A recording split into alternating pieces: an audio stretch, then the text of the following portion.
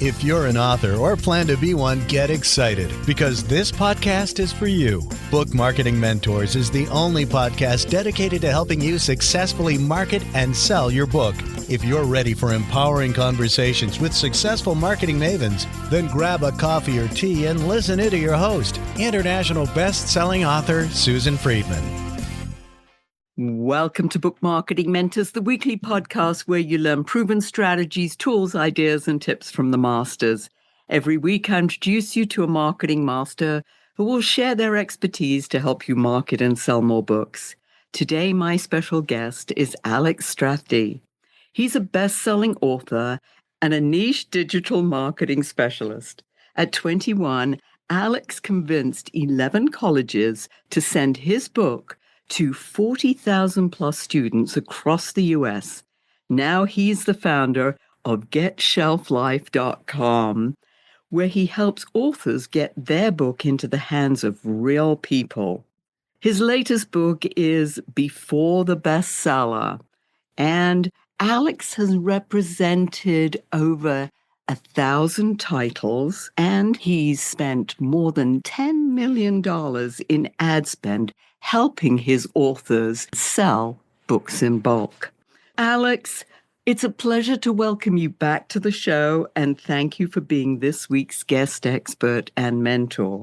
Susan, as I said in our last episode together, I grew up on your show. It's always surreal to be a guest here. I really appreciate you having me. My pleasure. And I'm excited for your new adventure, your new Get Shelf Life, and your best-selling book. Let's hear a little bit about the new company and the new direction that you're going with authors, because I know that, like me, you want authors to sell their books in quantities, in bulk. We love that word, don't we? Talk to us a little bit about that, and then we'll start getting into the actual marketing journey.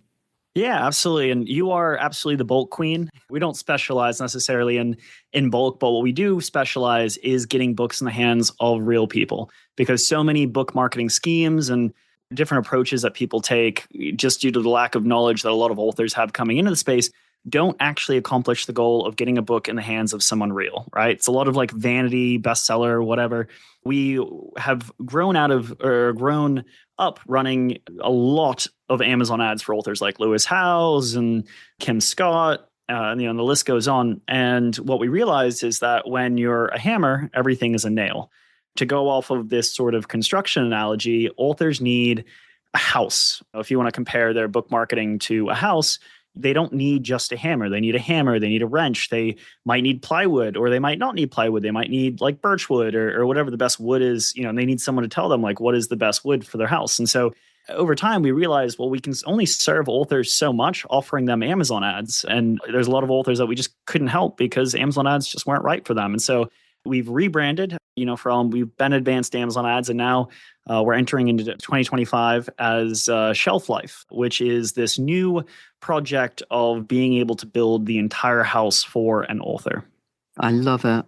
Let's talk about that marketing journey, the book marketing journey, because authors often think that once the manuscript's written and even the book is published, that, hey, that's the end of the road. And in fact, as you know as well as I, it's just the beginning of a long, long journey. Let's start that journey. And where do we start? As an avid listener of the show, I was listening to your episode with Scott in the last episode, and it's something he mentioned that I think we'll start off with that resonated with me is that a lot of times you end up solving the problem that you once had, right? And trying to be that solution for a previous version of yourself. So for me, when I entered into the book marketing industry with my book Experience Over Degrees back in 2018 with a co-author, I trusted an advisor who kind of sold us on this Amazon bestseller package, which, for a lot of authors, that's what they're offered, and later realized it's not what they expect, right? They buy that package and they think, oh, I'm going to be rich, famous, and all my dreams will come true. And really, it's just 10 people buying your book and your book being listed in like the right Amazon category, which Amazon's cracking down on that, which is good. But that's what kicked off my obsession. And as someone with OCD, it really, really is an obsession of trying to figure out. I just wanted someone to tell me, like, how do you effectively market a book?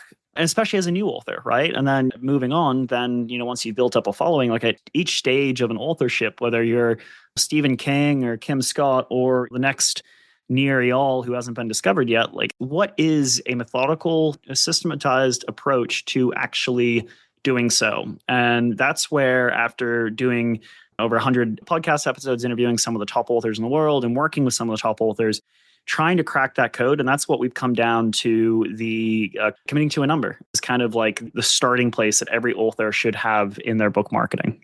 When you say that, the number of books that they want to sell, is that what you're saying? Exactly. I'm sure you know Ricardo Fayette as well of Reedsy, and it was in his book that I read about the book as a ship analogy. And so basically your book is a ship, and how good your book is what your book is made out of, right? It could be a really light wood if your book is very recommendable and you've done a really good job of writing it. So that means that your ship is going to move a lot quicker along the water. If your ship is bad, it could be made of lead, and obviously it sinks. Now, the way that ship moves forward is the book marketing. And so there's different forms of book marketing, right? Like doing podcast guesting could be raising the sail on that boat. Running Facebook ads or Amazon ads could be like strapping rockets to the side of your ship. And even a piece of lead is going to move forward if you strap Amazon ads or Meta ads to the sides of it. But once that power is turned off, then how much more does your book float along? And, if your book is made of a really light wood, it's going to keep floating for a while, even after you've turned that stuff off, because of the recommendability. And, that's how I like authors to start off thinking about their book and how book marketing aligns with how good a book is. So that's the first place. And then once you realize that your book is a ship, it's okay, I need to find out what my ship is made of. And so the best way to do that is to product test it. And so you're product testing it by deciding, okay, I'm going to get 1,000 copies out into the hands of people whose lives that I'm actually trying to improve, or I'm going to get it into the hands of 10,000 or 20,000. We can talk about, if you want, the different numbers that apply to different people. But it's essentially starting with the end in mind, which is something no one gave me, is before your book launches, how many books are you going to get in the hands of real people to then determine if that book is what you want it to be? Talking about getting the book into the hands of real people, it's like, okay, that sounds easier than perhaps it is. How do we even think about going about that? I want to sell 1,000 books. I want to sell 20,000 books. What does that mean? And how do you actually do that? Essentially, to get a book to generate the kind of word of mouth or to have the impact that you're looking to have, it's important that that book is not just making it into the hands of your friends or family who are happy to support you, but actually into the hands of the people whose problem you're trying to solve. Rob Fitzpatrick talks about this extensively, where, he'll go speak at an event and seed 750 or 1,000 copies to the exact right person. And I like to use the word seeding, take a step back. Seeding the wild. When you're just launching a book, you want to seed the wild to the tune of somewhere between 1,000 copies and 10,000 copies. And to decide which number is right for you, if this book is important to you, obviously you've put a lot of time into it, but it's just kind of like a passion project, or it's a hobby and you don't necessarily want to make it your life. Well, I think in order to give that book the at least the minimum amount of book marketing in order for it to do anything is to at least seed 1,000 copies. And it's kind of like Bill Gladstone puts it, as like, who's a former literary agent to people like Eckhart Tolle and Marie Kondo, says that if you are going to spend 10,000 hours writing a book, you need to spend at least 10,000 hours marketing that book. And it's shocking to a lot of authors because they think they're the author. They don't realize that the job of marketing, even if you're traditionally published, is really up to you. That's kind of the advice that I wish someone had given me is, okay, what is the North Star you're going for here? When I released my first book, and it's, you want to pick a number of copies you're going to seed into the wild. And so that's the people who are going to seed 1,000.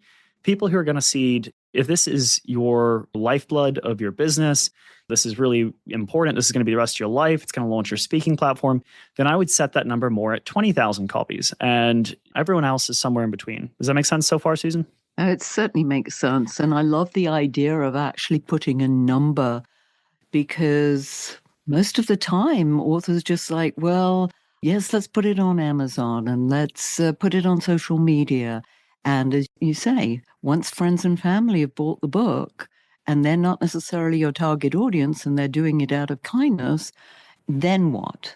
So Exactly. having a goal and starting to look at, well, who are the real people who need to have the information that I'm sharing in my book? The process usually looks like this. You launch a book and then you start to think, oh, well, you do your launch. And depending on what package you've signed up with which publisher, which generally speaking, publishers are absolutely awful at marketing books, you then have to figure out, well, someone says, oh, try Amazon ads. Okay, let's throw some money in Amazon ads. Or someone says, oh, you should do podcast speaking. All right, let me give that a go. And it's kind of this piecemeal of attempting marketing efforts. And what it really needs to do is start off with this big number. And then once you have your big number of I'm going to commit to moving this many copies, then you know what each of these different tools are actually trying to accomplish, right? It's like, oh, I'll know I'm successful with Amazon ads and I should keep going with it if I can move at least 100 copies a month through Amazon ads for X amount of dollars. Or, okay, now I want to seed 500 copies through podcast guesting. Okay, let me get on a couple podcasts. How many copies did that move? Okay, so here's how many podcasts I need to get on. That's the way to break down. You start with this big, scary number, and then you want to think about the different tools at your disposal. And those tools are always changing, right?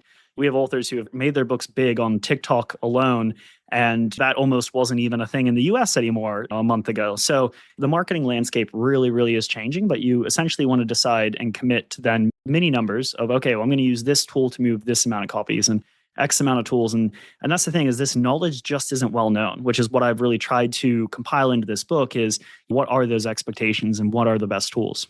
Yeah, and I'd love to delve into some of the best tools because there's no one tool that is like the panacea. Marketing is a Amen. very inexact science, as we know. And the fact is, today, as you say, TikTok might be the best thing since sliced bread. However, if TikTok goes away, then what? You don't want to put Exactly. all your eggs in one basket. Yeah, you're going to hear these tools and possibly get overwhelmed or start thinking, when I say you, I mean the listeners, you're going to hear somebody be like, well, I don't like talking on camera, or like, I'm not tech savvy.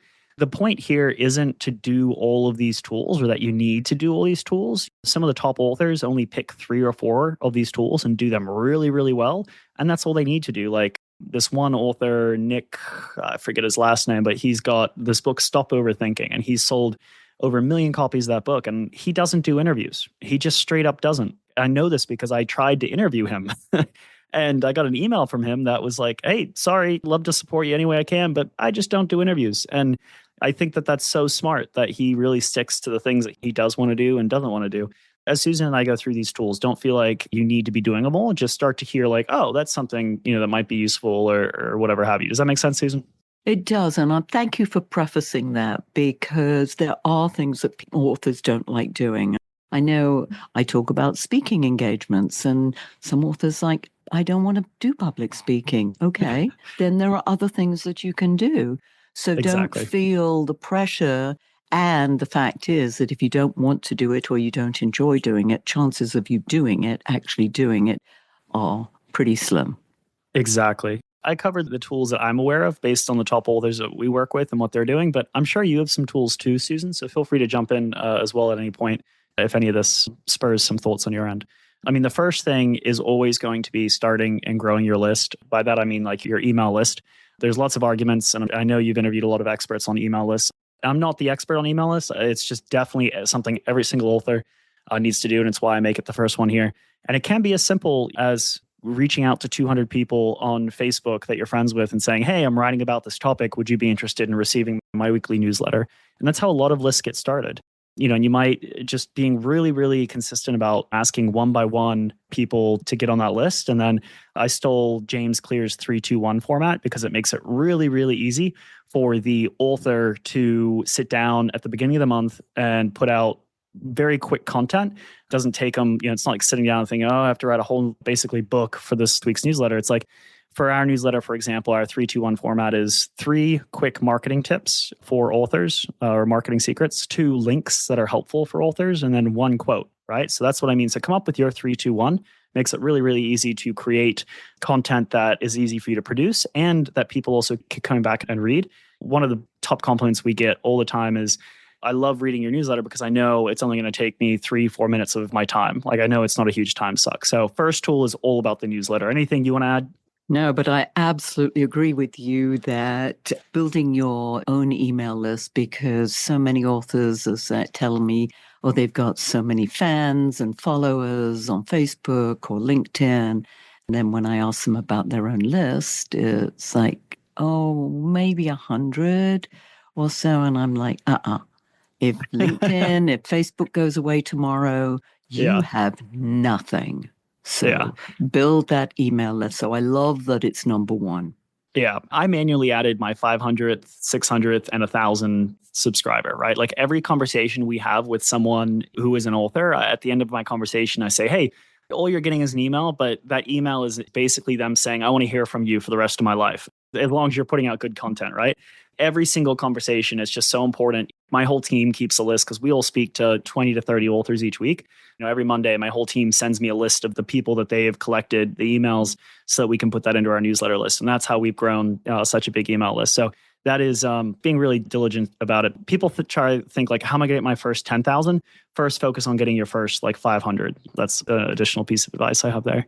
The next one I'd say that is really, really working for us right now is free reader seating. This goes back to Joseph Nguyen, who wrote Don't Believe Everything You Think, where we talked a little bit about him at the beginning. He has gone from a nobody, no one had heard of him. He just was a really smart guy with a couple creative ideas about philosophy to over 1 million copies of his book sold within 2 years.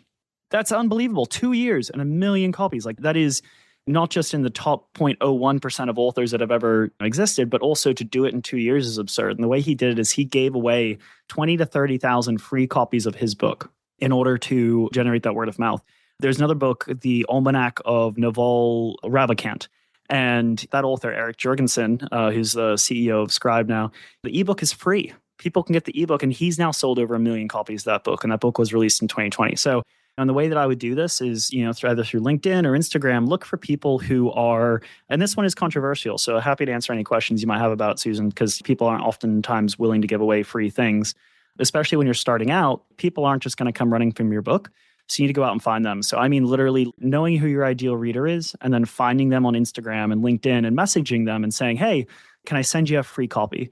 If you believe in your book and you think, there's some good word of mouth to be generated and you want to product test it, we count that as a seeded copy. And the great thing too is then them, you can follow back up a few weeks later and say, oh, how'd you like the book? And then even potentially get them to leave an Amazon rating as well. We find that to be really effective. Any questions about that one, Susan? I think that makes so much sense. I love it. I'm sure, though, the listeners are thinking, I'm going to give away 20,000 copies. Yeah. Sort of makes the hair on your arms sort of stand up a little bit. It's like, can I afford to do that? But you don't have to start with 20,000. Start with 100. You bring up such a great question. It's a question I actually got pushback from an author a couple of weeks ago. He's like, Alex, if I'm doing the math right, you want me to see 20,000 copies. It costs me around, if I'm doing printing through author copies on KDP, if it's going to cost me $7 to $8 to print and ship each one of these books. If we do that math, we're looking at $140,000, right? That's absurd. You need to figure out what is your budget. Start off small. If you want to, okay, I'm going to do free reader seating for 500 people, right? Or 100 people. That's the point. It doesn't have to be the only tool you use, but it can help you break up, okay, if I'm going to commit to seating 1,000 copies, well, I'm going to do 100 of those through free reader seating. And the other thing about this is it just gets you started, because I know you and Scott talked about this a lot in the last episode, Susan. You don't know where luck is going to come from. One of the main things about book marketing is putting yourself in a position to get lucky. The only way you're going to do that is to seed enough copies into the market. So it just at least gets you started, and then you can see where you go from that. Maybe one of those free reader copies ends up bringing you it. Someone reads it and says, oh, can I get 200 of these books for my church group? Or can I get 200 of these for my team? You just got to get started with a couple things. That's the whole thing. It's like based on your budget, your limitations, the time you have, commit to 1,000 or 20,000. The other thing is, if you don't have a lot of money, there is some tools we're going to go over here that don't cost a cent. This is one, obviously that requires you to pay for printing, shipping, but it's a really effective tool. Excellent. Let's move on to something that maybe is within somebody's budget or it's free to Yeah, do. that sounds great. So let's move on to podcast guesting. And you can pay for an agency to do this for you, but your response rates are always going to be, unless they like already have an in or a connection, your response rates are going to be abysmal. If you have someone pitching for you, you might get 1 in 100 podcasts that hit you back, and none of them are going to be a podcast like this one, right? Susan has hundreds, if not thousands, of followers. In order to hit those big podcasts, you need to sell yourself, in my opinion. And the way that you can get on those bigger podcasts is a tool called spiderwebbing. I like to, and I'm even doing this for my book right now, is essentially, and again, I stand on the shoulders of giants, so I've learned all this stuff from people who've come before me, but essentially figure out, okay, what are the big podcasts in your space that you want to get on? Then make a list of all of the guests that they've had on, or at least ones that are similar within your space. Reach out to those people. That's your list for editorial reviews. And, we can talk a little bit more about editorial reviews, but once you have those editorial reviews from those people, and people have cold pitched Barbara Corcoran of Shark Tank and gotten an editorial review from her. You can really get editorial reviews from some big people, even with cold pitches, because you're not asking for much either. Once you get that blurb, you can then reach out to the podcast and say, hey, one, I know here's what you're trying to accomplish on this podcast. Here's why I'm applicable to that mission. And by the way, here's what some people that you're connected with say about me, right? So it's like you're doing your research to figure out who's important to them and who do they listen to by looking at their guest list. And that immediately gives you such a bigger in with that podcast host, because of the fact that all of a sudden you have the appraisal from someone who they trust. Is that one you've heard of before, Susan? I've not heard of it that way, and I love it.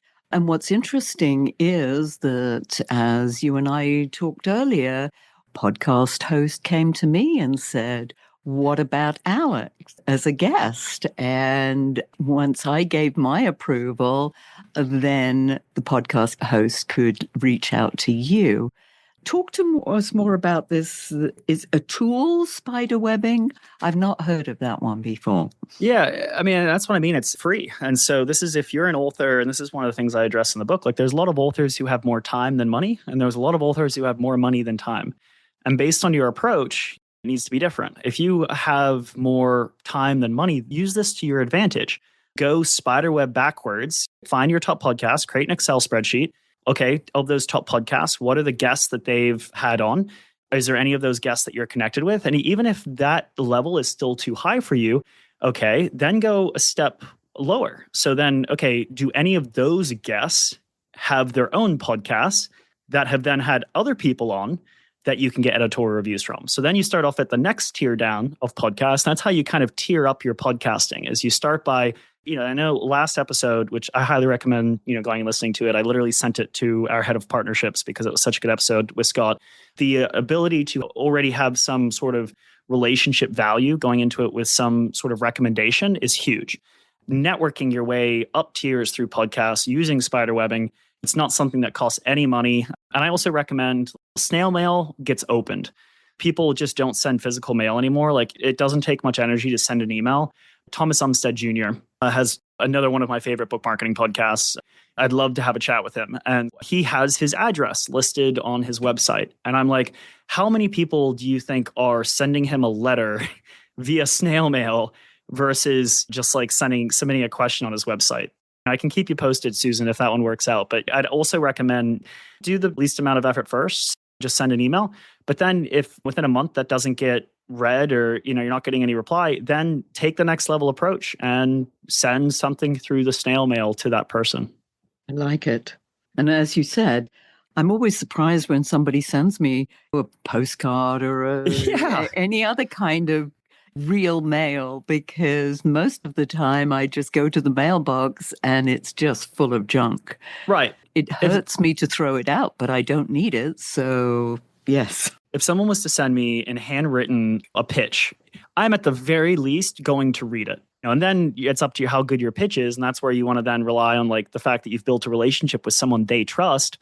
Then you mention that in the pitch, but they can't read your pitch if they don't open it. And so, highly recommend snail mail for that. Next one, which I know, Susan, you're going to be able to help me out a lot with, is corporate and bulk buy.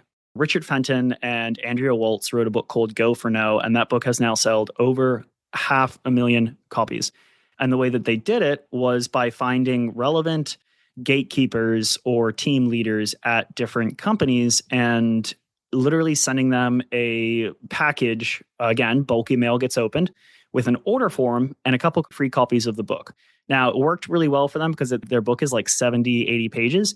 I don't think if you're sending 400, 500-page novels to people that out of the blue that they're necessarily going to get the gist of it that quickly. But they sent these packages with a letter of who they are, a couple free copies, and ended up just through that methodology, I kid you not, selling 500,000 copies. I like it. It's a great strategy, an absolutely dynamite strategy. Curious to hear from you because you are the bulk buy queen. What do you recommend your authors do for bulk buy stuff? Is to literally go and look at companies who have the same target audience as you and find that association and then pitch them on that idea. And the idea of, sending them a copy, a letter, even making a little video, sending it through the mail. Yes, I mean, all of these things, if you're different, people take notice of you. If you're the same, you just blend into the crowd and nobody knows who you are or what you've written. How can they take any notice? The more you stand out and the more you are very selective about who you're approaching with your ideas. That's a great point. It reminds me of like John Spolstra. He wrote a book called Marketing Outrageously. To get people to renew their season tickets, he would literally send them rubber chickens in the mail saying, don't foul out. Well, obviously like a sports reference there. And like that gets people's attention. Or like, what can you send snail mail wise to get people's attention? The other thing that I think is underrated that a lot of authors don't think about is, and this actually goes back to the first step I recommend for any author after they've decided how many copies they're going to commit to moving, is taking inventory. By taking inventory, I mean write down all of the people you know and have relationships with, close relationships, or just someone who's going to respond to you, essentially. Write down who has their own podcasts. And I started this with the launch of this book. For example, I've become quite friendly with like Alan Dibb and David Jennings and a couple of these other marketing in general type people. And so those are the people that I approach first because that's in my inventory. And even you, Susan. I was lucky enough to get interviewed by you last time. So I was like, all right, well, let me see if Susan's up for another chat. And luckily you were. Start with your inventory and what's in your immediate circle. What I mean is like also look for connections you have that could leave you editorial reviews. Dave Chesson did a study that is what do people care most about editorial reviews, obviously besides the strategy that we talked about before with your editorial reviews. And it came down to people's titles. If they didn't know who that person was, they cared most about like MD and CEO and founder. So when you're thinking about who to get editorial reviews from, think about like what are their titles that are going to then pop up on your book and on your book listing. So that was an interesting piece of data that I saw that David collected. That's an interesting one too. And just going back to the idea of coming back to a podcast that you've been interviewed on, I don't know anybody else who's asked me if they can come back on the show. Really? Now, I've invited people back because they've had so much information that we can't fit it into one episode. Sure. So I'll have them back. But I think you're the only person I know in the 8 years that I've been doing this that has come back to me and said, could I come back on the show? Cool. I'll take it. I am a hustler. I am so not afraid of embarrassing myself, and for better or for worse. Sometimes it doesn't work out, but very appreciative that you've got a great show. So I was really, really excited to come back and talk through this new framework with you. Let's have one more, and then I'm going to have you share how our authors can get in touch with you. Sure. That would probably be best done by talking in terms of one more, finishing up the one that I was talking about, because I realized I went down a rabbit hole and never actually finished it, because I talked about, so taking your inventory, which is related to moonshots. So what I mean by this is there might be a little book you've heard of called Rich Dad, Poor Dad. Have you heard of that book, Susan? I certainly have. And I'm be surprised if our listeners haven't. Best-selling finance book of all time. Robert Kiyosaki, initially, he had a friend who owned a car wash. And so he thought, well, if I'm in Walmart or I'm in a bookstore, it's my book versus like 100 other books, right? Like, are they going to choose my book? Probably not. Well, if it's the only book in a car wash and these people are walking through the car wash, you know, you're often times, waiting around for your car to finish getting washed. If it's like not an automated one, then you're looking at the shelves, you're looking at the air fresheners, you go use the bathroom that's barely usable because it's so dirty at a car wash. He's like, why don't I sell my book in my friend's car wash? And so he gave him like 100 books, and it's a personal finance book. So it's like something that anyone can benefit from. And it just so turned out that one of the people who walked through and picked up a copy of that book was one of the leaders in Amway. Now, I'm not talking about if you should believe Amway is a good company or not. That's a conversation for a different time. But basically, he picked it up and shared it with the other executives at Amway. And, this is an organization that had tens of thousands, if not hundreds of thousands of members. And he shared it with the leadership team. And all of a sudden, they were flying Robert Kiyosaki around the country to speak at events for them, and basically made that book required reading for their organization. So a lot of people don't know, but it's because Robert sold his book in a car wash, which also may put himself in a position to get lucky, right? That we now know of this is the best personal finance book of all time. So it starts with taking inventory. He had a friend who owned a car wash. She sold it there. He got lucky, and now it's Rich Dad Poor Dad. So that's one of my favorite stories, and I'll end it with the final tool there that I call moonshots. That is something that's very specific to everyone in their relationships. I love that. I love that story. I've not heard it before, and I really like it. I know that many of my speaker colleagues have often said, you're on airplanes a lot. Leave a copy of your book in the pocket, and even a note saying, wow, please take this with that. You.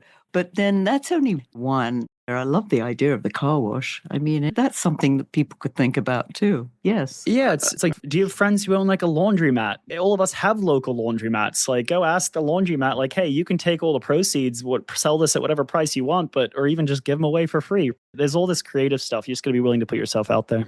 Exactly. And have the ideas. And again, this is going somewhere where others aren't going. That road isn't crowded at all. In fact, you often have it all to yourself. The more you can do what others aren't doing, the better off you're going to be. On that happy note, Alex, let's have you share with our listeners more about you, your new book, your new service. Take it away. Yeah, I appreciate that. Yeah, I mean, this is why you talk to someone like Susan, to help you generate those ideas based on what you have. So I totally appreciate the work you do. You can find us at getshelflife.com. I'm lucky enough to be the dumbest person on my team. I have absolute rock stars that I get to work with, fortunate to work with. Laura Russum, who's our chief marketing scientist. She ran all of paid media for Blackstone Publishing for 3 years. And Steve Sarner, who's actually a former executive over at Goodreads, that we will now get to work together and share a passion for helping authors evolve. So if you want to have a conversation with us, check us out at getshelflife.com. If you want to get on that 321 newsletter format, see what that format's about. You don't just want to hear me talk about it, you want to actually see it in action, then you can just go to getshelflife.com/321 and we'll get you on that newsletter too. But Susan, I guess only one who's pitched you to come back on, and I'm really appreciative that you said yes. Hey, when somebody asks me, it's like, why not? I mean, I enjoyed having you the first time. No reason why I shouldn't enjoy you even more the second time around. I hope that's true. Yes, very much so. And as you know, we always have our guests leave our listeners with a golden nugget. What's yours? Just pick a number. Know what you're actually trying to accomplish with your book marketing. As you're writing your book, have that number in mind of, okay, I'm really serious about this. It needs to be 20,000, or I want to at least give this book a chance. It needs to be 1,000, because it's going to make all your marketing so much easier. I love that. So listeners, pick a number and then decide how you're going to make that number happen. So excellent. Well, thank you, Alex, for sharing your wisdom. And listeners, if your book isn't selling the way you wanted or expected it to, let's you and I jump on a quick call together to brainstorm ways to ramp up those sales, because you've invested a whole lot of time, money, and energy, and it's time you got the return you were hoping for. Go to bookmarketingbrainstorm.com to schedule your free call. And in the meantime, I hope this powerful interview sparks some ideas you can use to sell more books. Until next week, here's wishing you much book and author marketing success.